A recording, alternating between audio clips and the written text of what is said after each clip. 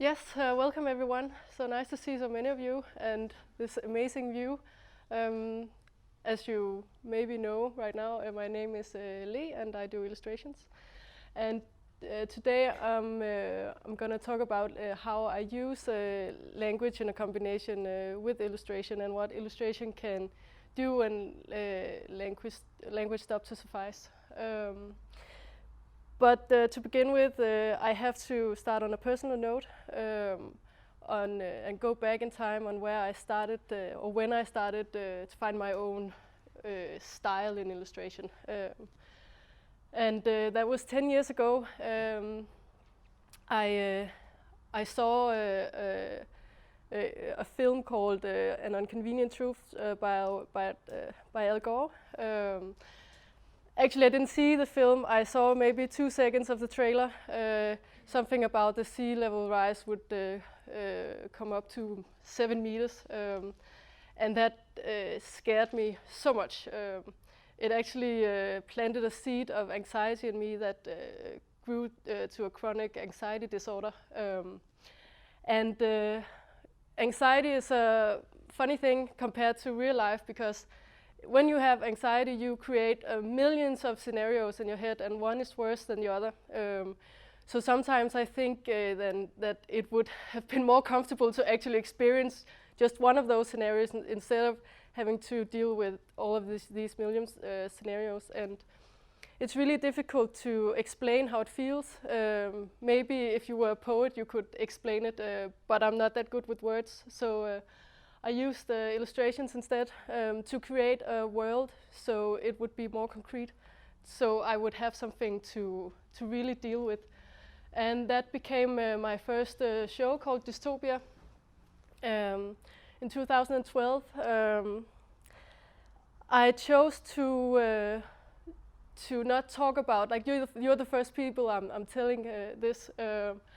I didn't explain where all these pictures came from, because I thought that, well, once you create an image, the image has its own life, and it's up to the viewer to experience this. And I felt that if I tell my story, then I limit this experience. But I'm gonna tell you now anyways. This was the first picture. It's called Territory. That was the only clue I gave. It's an image of how the human territory is growing, and when it's growing, the natural world is getting smaller and smaller to the extent where it's suffocating the animals, and they eventually end up dead. And I imagine these acid birds living in acid rain and feeding of it. And then it became a little more weird. These cute animals become like small demons and like shadow cats running around in the darkness. After that, I climbed out of this imaginary world and into the real one with a show called Wasteland in 2014, a small show that I held in the Ministry of Environment. It was the same topic that I was interested in, but another mental state. Now I just thought, okay, so when you're on the highway and you empty your ashtray, who's going to pick it up? Like, who will find it? It won't disappear. And that led to this show I had last year called Human Nature. And here I'm working with language in 2 ways. Both I did an experiment. I actually put up small boards on the wall explaining what these images was about. But the whole show itself was about language. it was a fascination of how humans define nature, always from our own view, our own perspective. When you read about what should we do about this forest, it's most of the times it's okay. Does it have a recreational value, or should we use it for timber? It's never, well, the forest has just a right to be there. I put this into 3 chapters. The first chapter is about how we put species into boxes to justify how we handle these. You know the word cuteness factor. If an animal is cute and scores high on this cuteness factor, it has a higher chance on surviving this mass extinction going on right now. Here in Denmark, we talk about invasive species, and here's an example of 2 invasive species. One is called a pet, and the other one is called pest. One of them has some value to us, and the other one doesn't. This is Biba. It's a seagull living in Aarhus. Every morning, Biba and this man called Aren they are having a breakfast at a balcony. And one morning, Biba is shot by a neighbor because seagulls have become a pest in Aarhus. So Jørgen files a complaint to the municipality on behalf of all seagulls that this killing should stop. And he gets a reply back that you can't complain on others' behalf, so the complainant should write a complaint itself. I looked the story up yesterday, and now Jørgen is actually doing a dictionary on seagull language. The next chapter was about how we talk about the natural world as natural, and when it's human, it's unnatural. And I've always wondered, when does something become unnatural? Because everything we have, even if it's plastic, it comes from Earth. Like, there's nothing unnatural about it. So where in the process does it become unnatural? Is it when you, I don't know, break a twig, or is it when you cut it, or is when? So we talk about all these unnatural materials going into the natural world and destroying it. But are they really unnatural materials, and what happens when these unnatural materials meet the natural world? And this picture is called a worm because sometimes the natural world can't see the difference.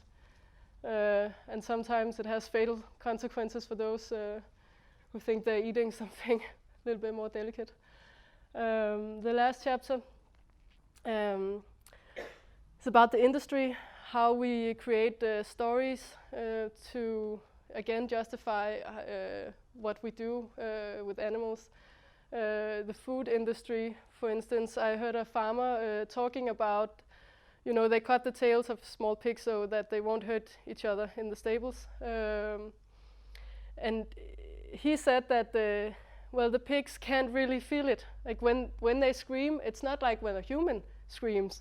It's just a bodily reaction, and that has not been scientifically proven. But that justified him, so he could continue doing this.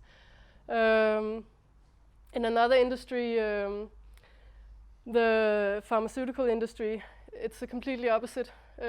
We want to compare ourselves with animals because that can be our salvation. And they want to convince consumers, well, we tested this on this animal and they reacted so and so, so now we can test it on humans because they probably react in the same way, because we're all made from the same one-celled creature in the beginning, so we stem from the same thing. And if I step out of the topic of the exhibition and talk a little bit of how my experience with telling these stories with my images. I called this Selfportrait, and I didn't mean it was a portrait of me. I meant it was when humans look at animals, they see themselves. That was the self-portrait. But of course, and I could have told myself that people thought this was a picture of me, and they were like, "Okay, are you okay?" And I thought that was really interesting. This is something you can really play with. And I've played a little bit with it on Instagram later on. I took this picture that was actually my vision of how, like, when you have a party on your balcony in the summer evening and you don't clear up the table after you, someone will go there in the night and maybe eat the rest. But if I write underneath it, I drank to drown my sorrows, but the damn thing learned how to swim. This becomes a symbol of alcoholism. So if you want to use language in combination with images, you have to be really precise and really clear on what you want to say.